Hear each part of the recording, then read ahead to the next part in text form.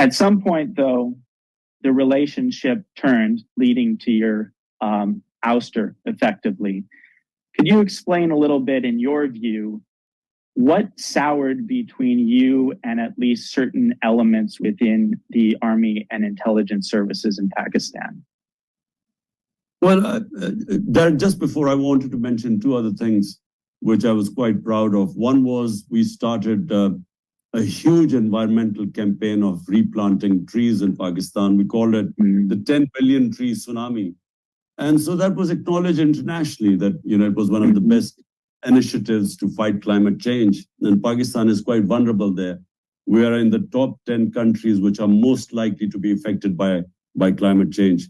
And secondly, what I was quite proud of, we actually had one of the best programs, again acknowledged internationally, for uplifting people out of poverty, and that was called our SAS program.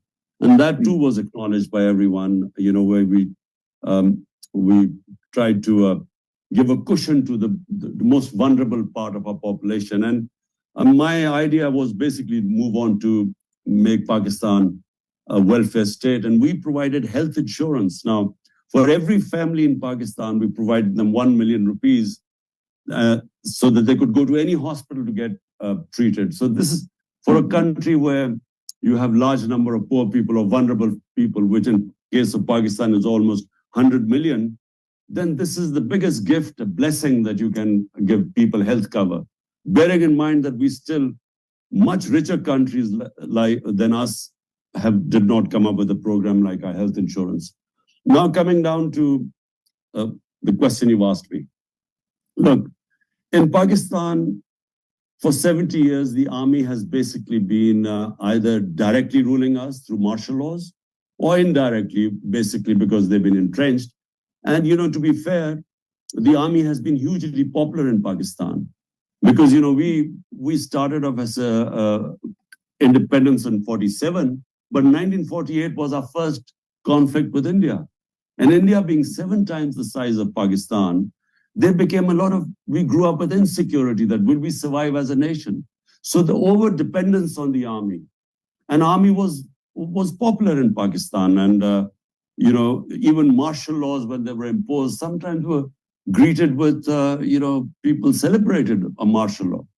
But gradually over a period of time, and specifically in the last 20 years, the realization came in this country, and, as your thought process evolves through your past experiences, the idea that, yes, martial law, we used to welcome them, but it was like dealing with cancer with disprin. Because for a while it seemed good, but after a while, the country would always go on the wrong track. Because basically, martial law is not the answer to a problem. The answer to our problem is genuine democracy, is rule of law.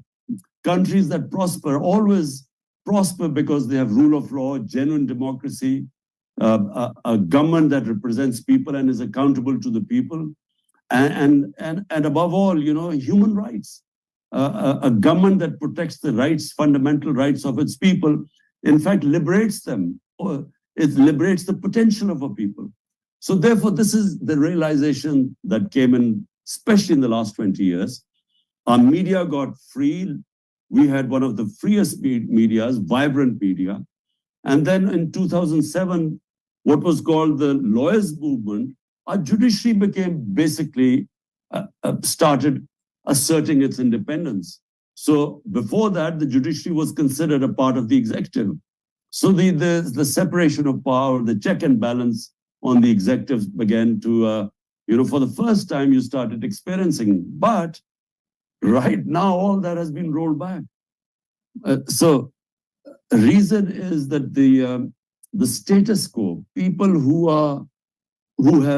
have been above law, they are the ones who are now asserting themselves and want, are fighting. So right now there's a conflict between two systems. Do we go back to the old system where a small clique, what we call elite capture, they are basically in control of the resources and they're above law? Or do we want to now move, which is the movement which is I'm leading it right now, and I have to say that never have so many people now supported a party, the agenda of rule of law and genuine freedom, which is what genuine democracy is. So we are now on a crossroads in our country. So this is where we are right now, and this is where you see me in my current position with 180 cases, charges against me, and the chance that could be sent to jail anytime. Yes, and we'll definitely talk more about those conditions.